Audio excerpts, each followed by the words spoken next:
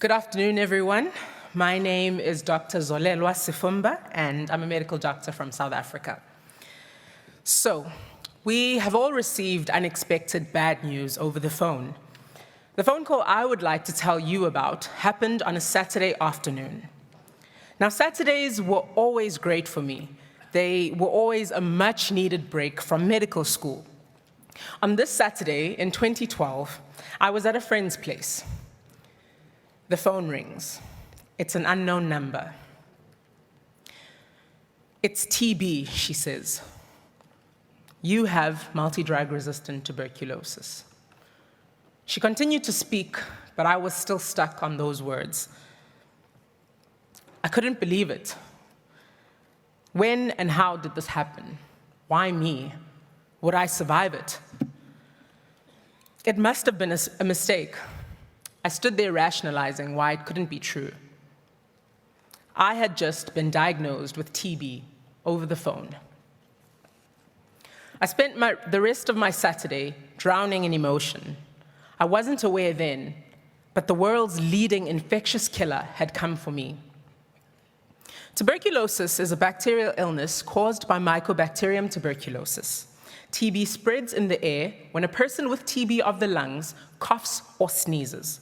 It commonly affects the lungs, but it can affect other parts of the body. In 2012, I was diagnosed with multidrug-resistant tuberculosis of the lymph node. This was likely as a result of my exposure to TB in the wards of the hospitals that I worked in, and all I did was breathe.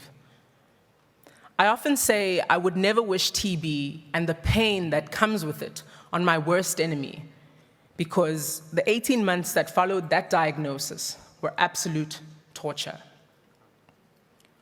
Clinic visits were the worst. After waiting a few hours sometimes for your turn would come. You would have to swallow the 21 pills and get your daily injection.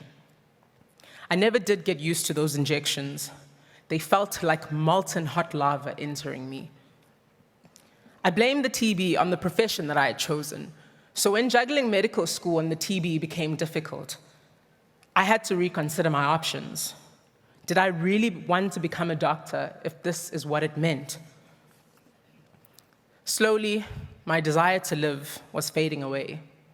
I was alone, sick and in pain, losing hope and fearing the worst. I considered quitting treatment every day, afraid that going on with treatment would kill me, afraid that stopping treatment would kill me. Then I found an organization in the Western Cape called TB Proof.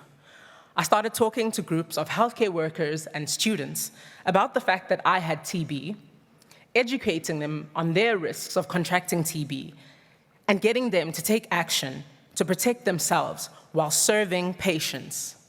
And an activist was born. You see, TB is quite common amongst us as healthcare workers and students. TB is seen as a poor man's disease, a dirty disease associated with poverty and bad behaviors. So it's not surprising that us as doctors, just like everybody else, don't expect it to happen to us. But healthcare workers are up to 6 times more likely to be hospitalized for MDR-TB than those in the general population, a fact I discovered after I was diagnosed. So few people know about TB, yet it kills millions globally every year. And the problem is that TB doesn't discriminate. There is no us and them. TB doesn't care about your race, it doesn't care about your financial status, or where or how you live. All I did was live. All I did was breathe. We are all the demographic. As long as we breathe, we are all at risk of contracting TB. This is why I share my story. Because if it could happen to me, it could happen to anyone. And if sharing my story can assist in the fight to rid the world of the leading infectious killer, then this is my pledge. I'm here today to ask you all, what will your pledge be? What will you contribute to this fight? What will you do to protect yourself and those you love and generations to come? I'm counting on you all to step up the fight. Thank you.